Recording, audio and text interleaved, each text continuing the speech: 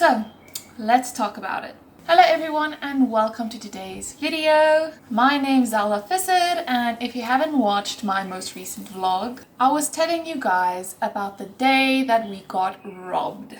Now the long story short version of this is while we were away for the weekend, someone broke into our apartment and stole some of our tech stuff. And as a result, we moved the very next day. But you're not here for the short version, you're here for the long version, so let's get started. It was Monday and we spent the weekend helping my fiance's parents move. They started working at a new place that requires them to live on site, so they had to move a bunch of their things and their dogs from the one side of Limpopo to the other side of Limpopo. It ended up being a 4-hour drive, but we managed to stuff everything in the 2 cars and make it there. We unpacked, it was a very long day, but then Sunday evening, instead of driving back home, we decided to drive back to the initial farm because we wanted to grab some of our own stuff there to take home, and the car was too full with all the stuff we had to take to the parents' new place for us to also put our stuff in there. So we thought it would be better to just come back, spend the Monday there. Aiden can work from home, all my stuff is online and anyways. And then we'll have a day there to pack our things, make sure we have everything, and then go back Monday evening. So we were gone from Friday afternoon to Monday evening. That's 3 whole days. Now because I didn't want to leave the cats at home for that long, and our place is a mess because we were in the middle of moving, I was like, hey, instead of having someone come over and just check on the cats and make sure they're fed, let's go drop them off with a friend instead, especially since we got a new kitten and she needs a lot of attention still, so we just thought it would be better if someone was with them the whole time. So I asked my friend Bianca if she'd be willing to take care of our cats. She said yes, absolutely. She loves cats. So I dropped them off with her Friday. And I'm so glad I did because they're indoor cats. They don't ever leave the apartment, and the first thing I was concerned about when I heard that our apartment was broken into was that the cats would have gotten away if they were home. So I am so glad our cats were with someone else. This is the first time we left them with someone instead of having someone just come check on them. And I'm just so thankful for that because I can deal with a few things being missing.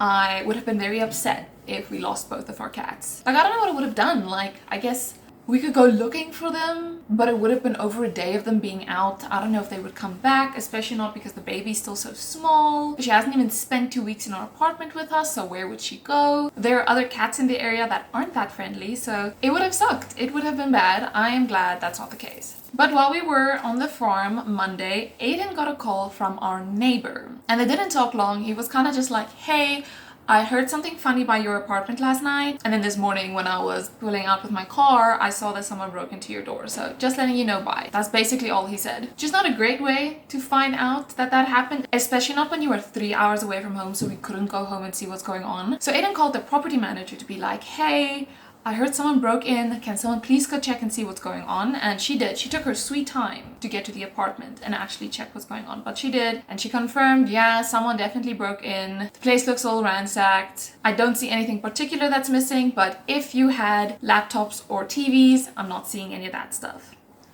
And that is when we realized that our TV was stolen. Up until this point, I was just unhappy that our apartment was broken into, but like I said, our cats are safe and we had our laptops and our phones with us, and I was like, we don't have anything else of real value. Like, if someone wanted to take the microwave or my sewing machine, okay, it's not the end of the world, I suppose, it's fine. But it had entirely escaped me that we had just gotten a new TV, and it was still standing in its box right next to the bed, and it's the first thing you see when you walk into the apartment.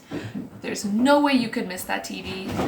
What are you guys doing? There wasn't place in our old apartment for this TV, and that's why it was still in the box. We were actively moving from a very small apartment to a very big apartment. I did the math a bit ago on like what the size different of the apartments are, but we literally did a place that was just a bedroom and a bathroom, where now we're in a place with a living room and 2 bedrooms, and I like where we are now. But when the property manager mentioned I'm not seeing any TVs or laptops is when we realized, oh my gosh, this brand new flat screen TV is gone. And we hadn't even started paying it off yet. I still haven't done that, and that upsets me. I'm not paying for something I don't even have. But like, I understand the person I got it from, they also don't have the TV anymore, so they deserve to be paid for the item. They've exchanged the item for cash, and I then proceeded to not lose it, to have it stolen. So the L falls on me, and that sucks, but there's nothing I can do about it. And at the time I thought that was the worst of it, but it wasn't. We then spent the rest of the day stressing because, like I said, we were 3 hours away. Aiden was in the middle of his work day and he had to be online, so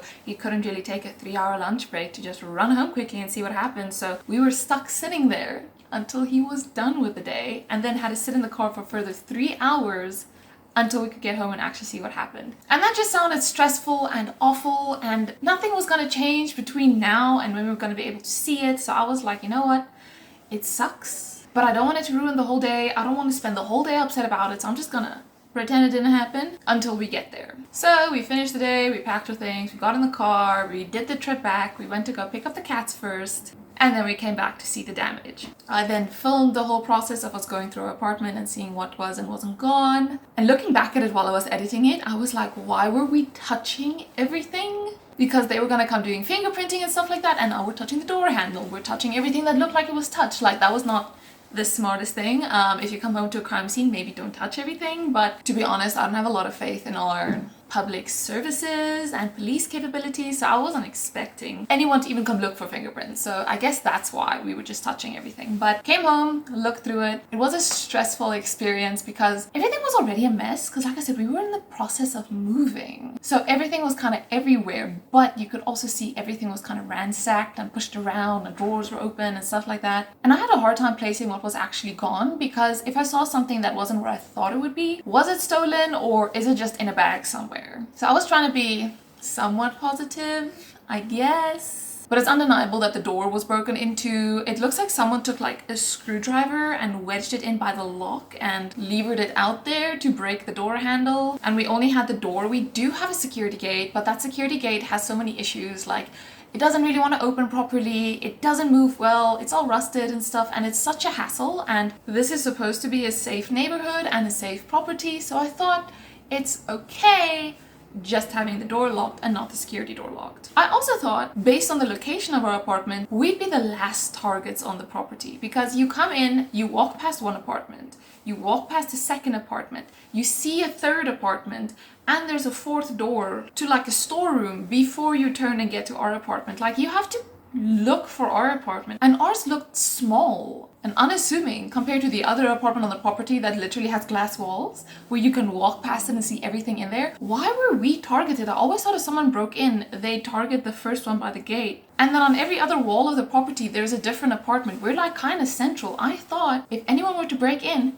we would be fine. But anyways, we got in, we looked through everything, and we found that Aiden's All-Stars were gone. And all this stuff is weird. I'll get to that in a second. Aiden's All-Stars were gone, but none of his other fancy, expensive like dress shoes were gone. Thankfully. Thankfully indeed. My beat up little ankle boots that I've worn to work and everything were gone, but none of my other expensive looking heels or the practically brand new pair of boots sitting right next to them. Our hard drives were gone. Aiden's computer bag was gone, but they were, I guess, nice enough to pull everything out of the pockets, so all the USBs and stuff they kind of just dumped on the floor, but they took the bag and the hard drives. Thankfully his computer was with us. I packed that in my computer bag and took it with us. But it's not like I grabbed the bag thinking there's a computer in there, because you lift it up and you feel this is an empty bag. But I guess it was a nice computer bag, so they took that. They didn't take the air fryer, they didn't take the microwave, they didn't take the camera, they didn't take the ring light, or any of my jewelry. But they definitely took the TV, they took my fancy expensive power bank that I got from my dad,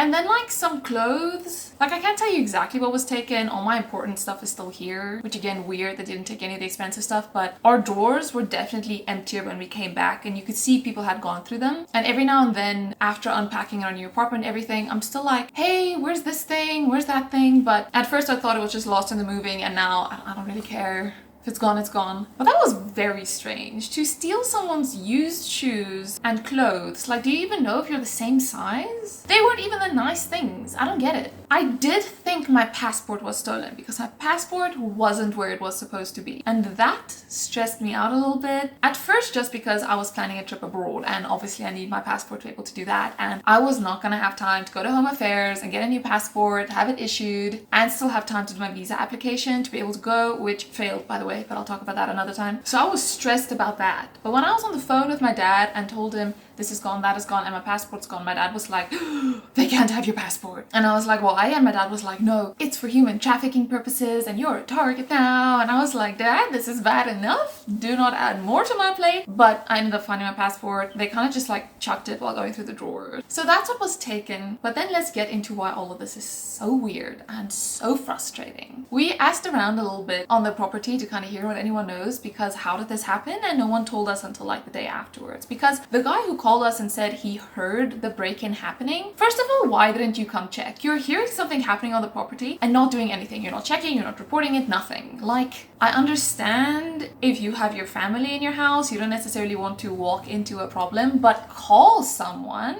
Don't just let it happen. That frustrated me because you could have stopped it. You could have done something. You could have taken a picture of who was doing it. But okay, that. But this same person said that earlier during the weekend, they saw a ladder up against the wall to the property on the inside, right by his apartment. And he thought that was weird, but didn't think to move the ladder and didn't think much of it. Then the next day, he saw that the electrical wiring was cut and left it, and didn't do anything and didn't say anything. He just thought it was weird. This is how I found out that the electric security fence on this property doesn't work, which I was not happy about, because when you come to check out an apartment and stuff like that, you look at the security features, and I wouldn't have moved into a place without an electric fence. Now you're telling me the electric fence was never working. Not a fan of that. They then proceeded to not fix the electric fence, and instead they put up barbed wire, which I feel like makes the property look so cheap. I don't know how to explain it, but like, it's not a good look to be like the only property in the street with like barbed wire. I don't like it. Was it really gonna be that expensive to just fix the electric fence? I mean, we all know how much we pay you for rent. I know you can't afford it, but okay. So this guy saw the ladder, he saw the broken fence,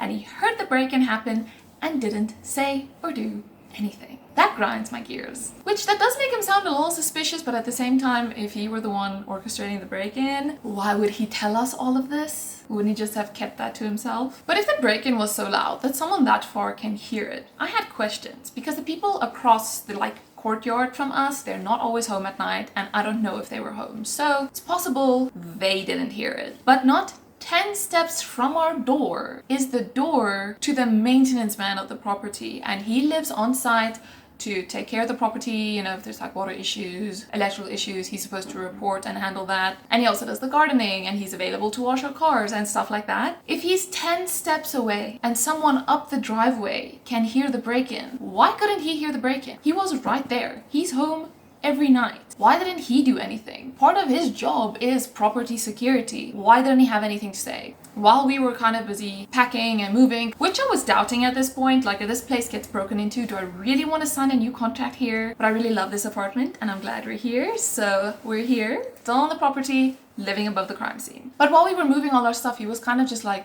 loitering, watching us, didn't really have anything to say. But he and the property manager had a little bit of like a conversation argument thing there, and I was like, what is going on there? Only to find out afterwards, this man had been fired 2 weeks ago, and he was supposed to have left so that the new person can move in who was gonna take over his job, and they were having a problem with him not moving out. So there was someone living on the property with a bone to pick and nothing to lose. We should have known that. And I feel like it's such a cliche to try and blame the gardener for the thing that happened. I'm not trying to say that's what happened because I don't know. I'm just saying it's mighty suspicious. But this break-in was then good enough reason for the property manager to tell the guy, you leave this day. You're leaving right now, and he left before we finished moving upstairs. Now, in our country, weed is legal for personal use, not for distribution, and I was aware of the fact that this man would blaze it from time to time. Because our apartments were so close, it was hard to not know. But what I did not know was that he was a dealer, and that we were neighbors with a dealer, and that all the friends he had over weren't friends, they were clients. Now, how did we find this out? We found this out the next morning after he moved out, when there were clients of his by the gate at 5 a.m. shouting his name because they wanted a sale before work. Aiden went to investigate because there was someone like shouting by the gate, and he was like, what is going on? And this person was like, I'm looking for this guy, he's supposed to sell me stuff. And Aiden told him no, he doesn't live here anymore. And the person was like, okay, but do you have a number? Do you have details anywhere? Because I need to find him right now. We were like, we don't know. Please never come back again. And then Aiden went to work, and the same thing happened 2 more times that day. It happened 2 more times that people came to the gate trying to get a fix and getting mad that the dealer didn't live here anymore. It happened 1 or 2 more times the few days after, but it looks like the news spread pretty quickly that he wasn't here anymore. So that's good, I guess. But with how weird it is that someone came specifically to our apartment and passed by the other empty apartments, and then you combine that with the fact that there was a drug dealer that regularly had his clients on the property, it's hard to not assume there's a connection there. But I'm not making any official accusations. It really felt like our apartment was targeted, so we tried thinking about who knew that the TV was here. And the day that we moved was a weekend, but the guy living by the gate wasn't here. He didn't see us bring in the TV. The people living across from us, they weren't here. They didn't see us bring in the TV. The only other person on the property was the maintenance man. He was the only person that saw us carry in a TV. The only other person that knows we have a TV would obviously be my sister and her boyfriend that helped us move, and friends of theirs that also helped us move. They helped us get the piano up here, which was necessary. But I know where my sister was at the time of the crime, and I don't think she'd be stealing my TV. And their friends stayed pretty far away, so I highly doubt they would have come back to steal a TV. So again, not making accusations, it just feels very suspicious. And obviously I haven't posted on my story or anything that I have an expensive new TV sitting in my apartment. It was still in the box. Like, this wasn't public knowledge, you know? But what I don't know is if the maintenance man told anyone, or if he had any customers over at this point, if there was anyone that had no connection to the property and nothing to lose that then knew there was a TV here. But if an inside person wasn't involved, why was there a ladder against the fence from the inside? And add to that fact, the ladder that was leaning against the wall is the same ladder that's on the property, that they use when they clean the gutters and stuff. So how exactly did someone break into the property without leaving any signs of it, go get the ladder, go lean it against the wall, 2 days before they're actually planning the break-in, coming in the next day to cut the wires, leaving it again for another day, and then coming back to rob the apartment hidden in a corner, which happens to be the only apartment with an expensive TV sitting in a box. You do the math, okay? So Aiden went the very next day and he reported this to the police station, because we do have one nearby and this is what you're supposed to do, I guess. He went in and said, I want to report a robbery. They directed him, spoke to a detective, opened the case, and they were like, cool, we'll come for fingerprints. And I was like, oh hey, that's pretty cool. Didn't know you guys did that type of stuff. And now we're moving on to the part where we're complaining about the South African police services. So they called Aiden when they were at the gate, and he didn't answer because he was at work, he was busy, he wasn't checking his phone. When he called back a few minutes later, they were like, oh, we were at the gate, but you didn't answer, so we went back to the police station. And he was like, oh, sorry, my fiance's at home, here's her number, you should call her. And they were like, okay, cool, but then didn't turn around and come back. So the next day, I was waiting for the police officer. I got 0 calls. They then called the next day and said, hey, they were gonna come, but it's raining, so they're not gonna come. Which, like, it was sprinkling. It wasn't a downpour, but I was like, fair enough. Then it was Friday, which is when I filmed this video where I did the get ready with me and I mentioned that all this happened. I spent the whole day waiting for the person to come, but they didn't. And at this point, it was like 4:30 on a Friday. And it's not like police officers are known for working overtime. So I was like, okay, safe to bet they're not gonna come. So I did my video, I got ready, I hopped in the car, I drove, I picked up Aiden at work. It was coming on like 6, we were on our way to the dinner, when he got a call from the detective saying, hey, I'm at your gate right now. And we were like, oh my gosh, like, I wasn't expecting you to come at 6 p.m. on a Friday. I'm sorry, no one is there.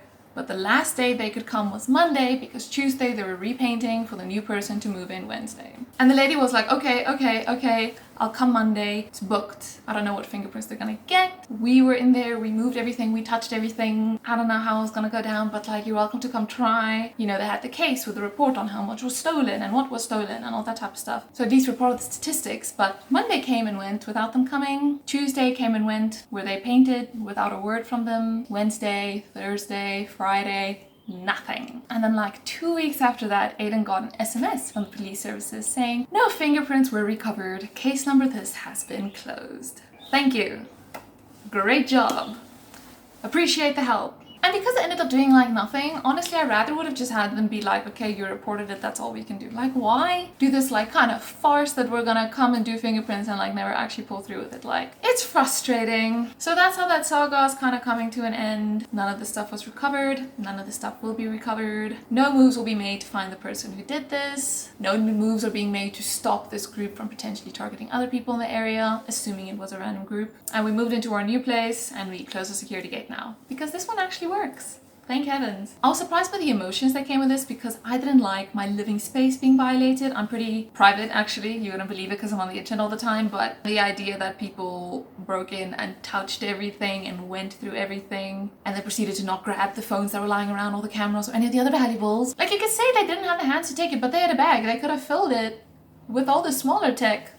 But okay, I'm not gonna tell you how to rob properly. I didn't want to stay in that apartment anymore. I'm really glad we were moving and we had a new place to sleep where like we didn't have to deal with the icky feeling of someone had been in here. But I'm kind of not really sentimental, so the fact that physical items were gone, it is what it is. We never had a TV up until this point, so it's not like it was a loss. We just didn't gain anything. But the real loss was our hard drives. Both of our hard drives were taken, and they weren't that expensive. We could technically buy new ones, but I had every single assignment and slideshow and note page from my undergrad and postgrad degrees on that hard drive.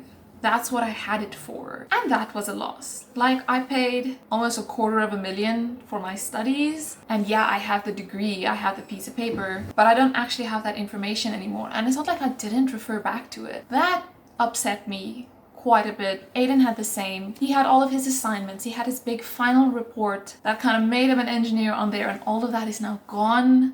I could at least still recover my honors research project because I'd emailed it in, so I did still have it in my emails. But Aiden doesn't have that. And he had a lot of pictures from his gap year and his travels around the world and stuff like that that's irreplaceable, and it's gone now. Aiden did actually find my hard drive listed on Facebook Marketplace 2 days after this happened, because of course that happened, but there was no point in like trying to buy it back or anything because it's already been wiped. All that stuff's already gone. And yeah, as much as in my head it made sense, like it's okay, I didn't look at that stuff that much in anyways. I still have my degree, life will go on. It still felt unpleasant. And it took like a week or 2 weeks, I'd say, for us to kind of just digest what happened and stop being mad about it. We processed it in very different ways, but I wasn't expecting to have to process. I thought it's like a thing that happened and now we move on. So if anything happens to you, I hope it doesn't, but talk about it. There are feelings, you're allowed to feel them, even though they feel dumb. If you've ever experienced a robbery or a home invasion, please let me know down below what your experience was so we can all be sad about it together. We lost about a total of 20,000 Rand worth of stuff, which is this much in other currencies, which